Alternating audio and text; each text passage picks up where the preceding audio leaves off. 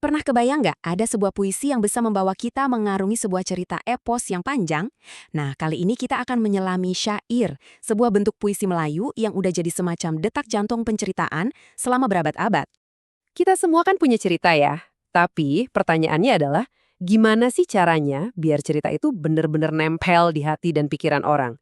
Biar bisa bertahan, bahkan diwariskan dari generasi ke generasi. Nah, di dunia Melayu, jawaban dari pertanyaan tadi itu ada dalam bentuk sebuah seni yang indah, namanya syair. Ini bukan sekedar sajak biasa loh. Syair itu ibaratnya sebuah kendaraan naratif, sebuah bahtera artistik yang emang dirancang khusus buat membawa kisah-kisah besar dan muatan pelajaran yang penting. Oke, mari kita bedah bareng-bareng. Pertama, kita akan lihat dulu strukturnya, cetak birunya. Terus, kita jelajahi 5 wajah atau jenis utamanya. Setelah itu, kita akan lihat perannya di masyarakat itu apa aja. Dan terakhir, kita bandingin sama saudaranya yang nggak kalah terkenal, yaitu pantun. Udah siap? Yuk, kita mulai. Oke, kita mulai dari fondasinya dulu. Biar kita bisa benar-benar mengapresiasi keindahan syair, kita perlu paham dulu nih mekanismenya. Cetak biru unik yang bikin syair ini efektif banget buat bercerita. Jadi simpelnya gini, syair itu adalah puisi yang tiap baitnya terdiri dari 4 baris.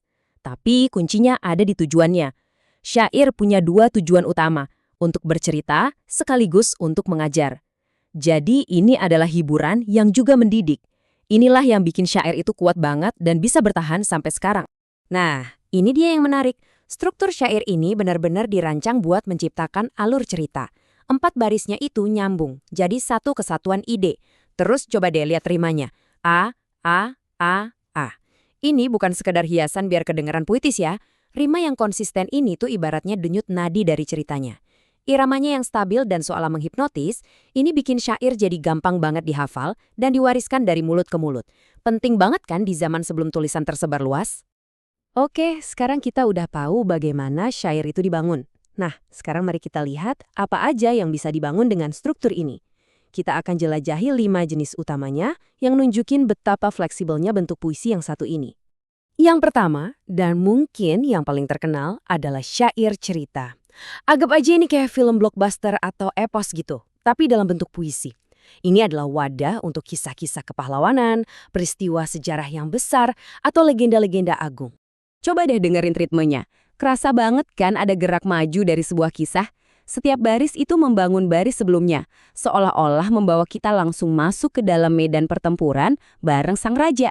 Nah, inilah kekuatan naratif dari syair. Selanjutnya, ada syair pendidikan. Kalau syair cerita tadi isinya soal sejarah, nah yang ini lebih ke soal software budayanya. Tujuannya adalah menanamkan nilai-nilai luhur seperti kejujuran, sopan santun dengan cara yang nempel di ingatan, bukan cuma sekedar dihafalin. Wah, ini contoh yang brilian banget. Syair ini tuh nggak menggurui kan? Justru nasihatnya dibungkus dalam keindahan bahasa, jadi lebih gampang diterima dan diingat sama siapapun yang mendengarnya. Bentuk yang ketiga adalah syair cinta tanah air. Seperti namanya, ini adalah ungkapan rasa cinta dan bangga terhadap tanah kelahiran. Seringnya sih, isinya memuji keindahan alam atau semangat juang bangsanya. Syair semacam ini tuh fungsinya udah kayak lagu kebangsaan yang sifatnya lebih personal. Ia membangkitkan rasa memiliki dan kekaguman, menghubungkan kita sebagai individu dengan identitas kolektif yang lebih besar. Sekarang kita masuk ke ranah yang lebih dalam, lebih kontemplatif, dengan syair sufi. Ini adalah medium untuk perenungan, untuk mengekspresikan pengalaman mistis dan perjalanan spiritual seseorang menuju yang maha kuasa. Coba perhatikan deh gimana nadanya langsung bergeser. Syair ini terasa lebih introspektif, tenang, dan sangat personal. Ini membuktikan kalau struktur yang sama, 4 baris, rima AAAA, bisa juga digunakan untuk menggambarkan perjalanan batin yang paling sunyi sekalipun. Dan yang terakhir, ada syair rakyat.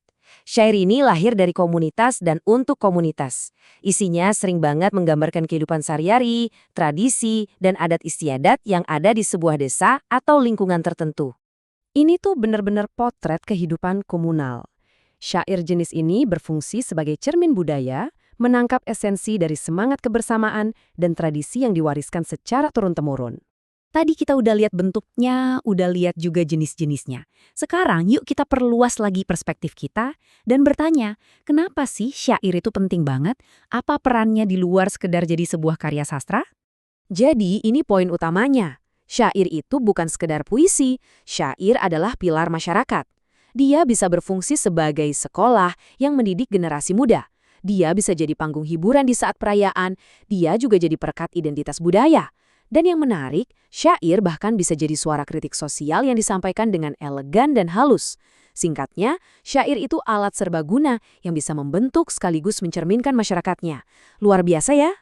Oke, biar pemahaman kita makin mantap, kita coba lakukan satu perbandingan terakhir. Kita akan sandingkan syair dengan bentuk puisi Melayu lain yang juga sangat terkenal, yaitu pantun. Biar kita bisa lihat apa sih yang bikin syair ini begitu unik. Nah, di sini kelihatan jelas banget perbedaannya. Syair itu ibaratnya lari maraton, keempat barisnya lari bareng menuju satu tujuan cerita dengan rima A yang konstan. Sementara itu, pantun lebih kayak lari sprint. Strukturnya ada sampiran dan isi, rimanya AB yang bersautan. Jadi, syair itu buat cerita panjang dan nasihat mendalam. Kalau pantun buat pesan singkat, jenaka atau sapaan. Keduanya sama-sama indah, tapi tujuannya sangat berbeda. Sebagai penutup, saya mau lempar satu pertanyaan buat Anda renungkan. Kalau syair adalah wadah untuk epos dan pelajaran-pelajaran penting, kira-kira kisah modern apa ya dari zaman kita sekarang yang pantas untuk diabadikan dalam bentuk syair? Cerita apa yang menurut Anda perlu kita wariskan ke generasi selanjutnya? Coba dipikirkan.